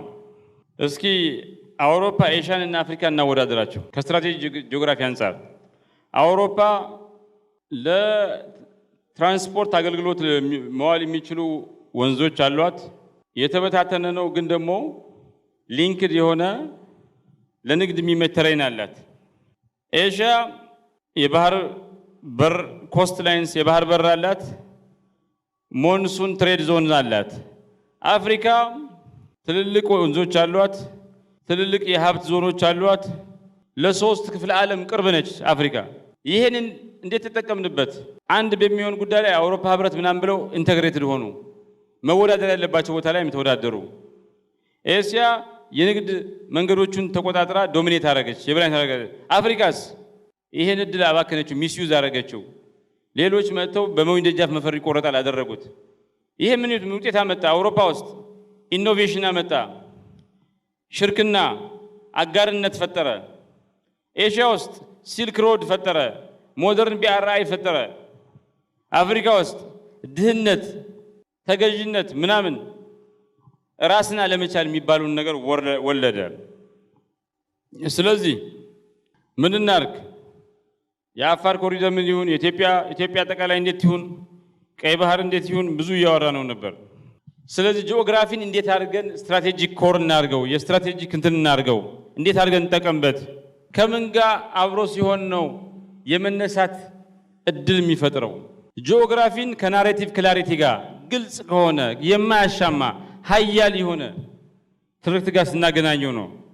ጂኦግራፊን ከናሬቲቭ ክላሪቲ ብቻ ሳይሆን ከተቋማዊ ኢንቴሊጀንስ ጋር ተቋም ከመገንባት ክህሎት ጋር ስናገናኘው ነው። ጂኦግራፊን ከማሪታይም ሚሞሪ ጋር ያጣነውን ባህር ሳንረሳ እያስታወስን የትላንት ትውስታ የዛሬ ትግል ነዳጅ ሆኖ እየገፋን ታግለን መልሰን ባለቤት እንደሆን የሚያስችል ትውስታ ለማዘን አይደለም፣ ተመልሰን ያጣነው የኛ ለማድረግ ነው። የኛ እንደነበር ማስታወስ ያለብን። እንደዚሁም ኮአሊሽን ያስፈልገናል፣ አጋር ያስፈልገናል። ይሄ ትግል እንዲሳካ ሁሉም አጋሩን ይፈልግ። አፋር ኦማን ላይ አጋር ካለው ይፈልግና እንትን ይበል፣ ተዋረግ ላይ ካለው ይፈልግ፣ ሁሉም ይፈልግና ወዳጅ ያምጣ። ያ ብቻ ሳይሆን አላያንስ አርኪቴክቸር ይኑረን። እንደኛ ባልተገባ መንገድ የባህር በራቸውን ያጡ ህዝቦች አሉ፣ ፔኑን የሚያውቁ ህዝቦች አሉ። አብረን እንታገል። የጋራ ትግል እና ብሪክስ የተባበሩት መንግስታት ምናምን የትግል መድረኮች ናቸው። ፌስቡክ የትግል መድረክ ነው። ፎቶ ከምንለጥፍበት፣ ከወንድማችን ጋር ከምንጣላበት፣ ከቶቻችን ጋር ከምንጣላበት ቁም ነገር ያለው ነገር እንስራ። አረብኛ መጻፍ እንችላለን፣ ምን መጻፍ እንችላለን። ያለንበት ቀጠና የህንድ ውቅያኖስና የቀይ ባህር ምን ሆኖ ያገልግለን? ስልጣኔያችን ዳግም የሚወለድባቸው ቦታዎች ይሁኑ ወይስ የተረሱ የውሃ መንገዶች ይሁኑ? ኢትዮጵያ ውስጥና አፋር ውስጥ አፍሪካ ውስጥ አሁን ያለውን ቀኝ ገዢዎች ያሰመሩልን ድንበር ከመቀበላችን በፊት ከዛ በፊት በነበረው ዓለም ውስጥ ማሪታይም ሲቪላይዜሽን ምን ይመስል ነበር ካላችሁ፣ ለምሳሌ የቀይ ባህር ቀጠና ላይ ንግድ ከአፍሪካ አረቢያና ኤሲያን የሚያገናኝ አርተሪ ነበረ። አዱሊስ፣ አክሱም፣ ፑንት፣ መካ፣ ጎንደር ኮሪደር ኤክስቼንጅ ምናምን የሚባሉ ነበሩ። ህንድ ውቅያኖስ የዓለም ንግድ ሱፐር ሃይዌይ ነበር። ከአትላንቲክ በፊት በላይ ይበልጥ ነበር። ስዋሂሊ ኮስት፣ ማላባር፣ ፐርዣን ገልፍ፣ ስሪቬጃያ እነዚህ እንትን። አፋርና ኢትዮጵያስ ለቀይ ባህር መግቢያ በር የቀይ ባህር መግቢያ በሮች ነበሩ። የኢንዲያን ኦሽንም እንደዛ። ሳልት ካራቫንስ፣ ክርስቲያን ኢስላም ዲፕሎማሲ እነዚህ ዋነኞቹ መግለጫ ነበሩ። አረቢያ፣ ፐርዣ፣ ህንድስ ምን ነበሩ? የማሪታይም ባህል የባህር ባህል የሚባለው ነገር አንከሮች ነበሩ። ዋነኛ ህብለ ሰረሰሮች ነበሩ።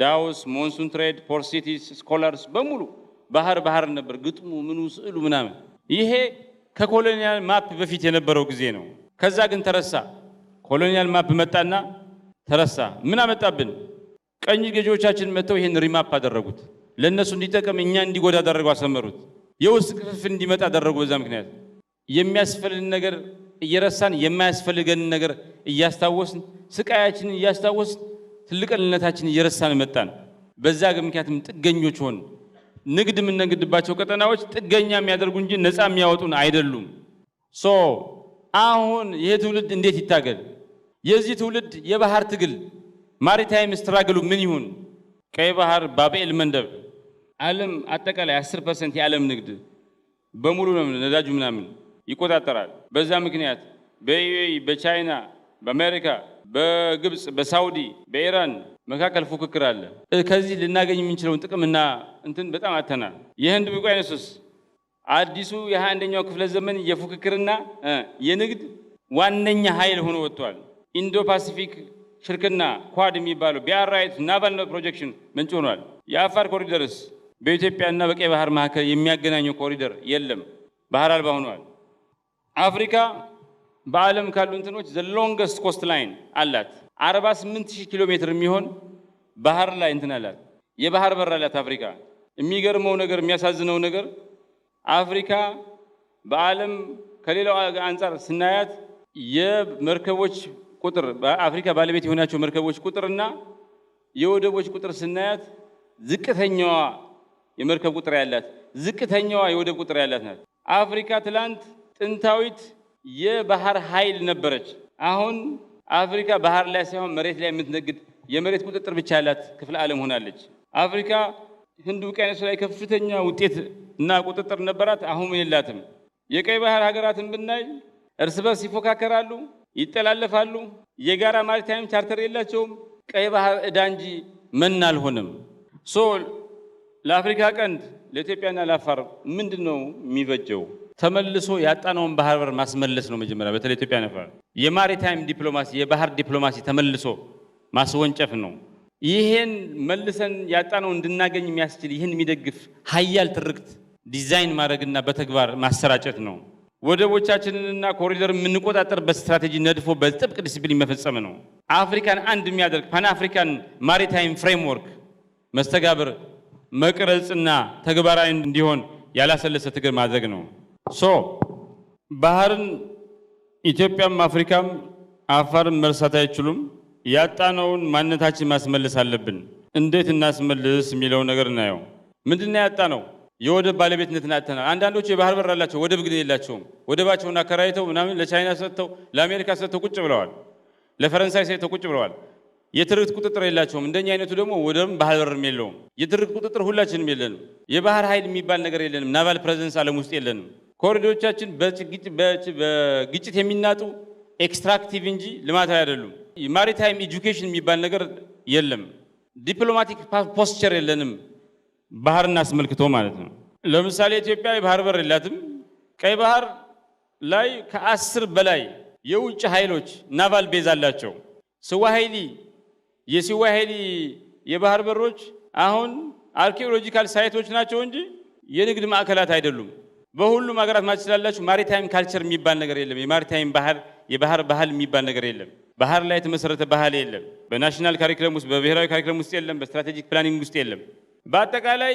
ባህር የሚባለው እንደ አደጋ እንጂ እንደ እድል አልተቆጠረም ያው እንትን ስላለው ማለት ማዕበል ምናምን ስላለው ባህር የሚባለው ድንበር እንጂ ኮሪደር ህይወትን የሚቀይር የንግድ ቀጠና ተደርጎ አይታይም አፍሪካ ውስጥ ስለሆነም ምን እናርገው ምን ደረሰብን ባህራችን ስንረሳ ቀይ ባህር ስንረሳ ላለፈው 30 ምናምን ዓመት የኛ እንዳልሆነ ቆጥረን ስናስረክብና ከናካቴው ለመርሳት ስንሞክር ንግድ ውድ ሆነ ሎጂስቲክስ ውድ ሆነ ተጋላጭ ሆን ማዕቀብ ሲጣልብን በጣም ምንበረከረክ ህዝቦች ሆን ዲፕሎማሲያችን ተዳከመ ባህላችን ኩራታችን ባህር ላይ የተመሰረተው ባህላችንና ኩራታችን ተዳከመ ወጣቶቹ ዲስኮኔክትድ ሆነ እንዴት እንመልሰው አሁንም ቅድም እንዳልኩት ናሬቲቭ ሬስቶሬሽን የሚያስመልስ አምጡ የሚል ትርክት ጠንካራ የሆነ የፖርት ዲፕሎማሲ የኮሪደር ንግድ ጠንካራ የሆነ የባህር ላይ ትምህርት የባህር ትምህርት ባህር ማሪታይም ኤጁኬሽን ጠንካራ የሆነ ቀይ ባህርና ህንድ ውቅያኖስን የሚያካትት ብሎክ መመስረት ያስፈልጋል። አመሰግናለሁ።